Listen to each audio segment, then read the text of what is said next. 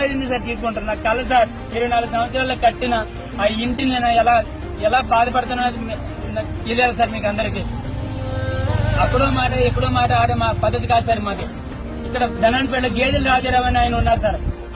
ఆయన మొత్తం కుట్ర పైన మొత్తానికి ఎలాగైనా సరే ఆయన సర్పంచ్ కి ఓటు వేయలేదు. అప్పటి నుంచి ఖర్చు పెట్టుకుని అతని మీద 30 లక్షల వరకు ఆయన ఫైన్ కూడా వేశారు, మైనింగ్ కేసు. అలాంటి వాళ్ళని వదిలేసి నాలాంటి వాళ్ళ మీద నేనేం చేశాను సార్? దేశానికి సేవ చేసి రావడం తప్ప సార్ ఇది. అలా కాకుండా ఇంకా ఎంక్రోచ్మెంట్ ధనంపేట విలేజ్ లో టోటల్ గా చాలా ఎంక్రోచ్మెంట్లు చేశారు వాళ్ళందరూ కలిపి. పూర్వం భూములన్నీ మొత్తం ఉన్నాయి వాళ్ళ దగ్గర. అలాంటి పూర్వం తాలూకా భూములు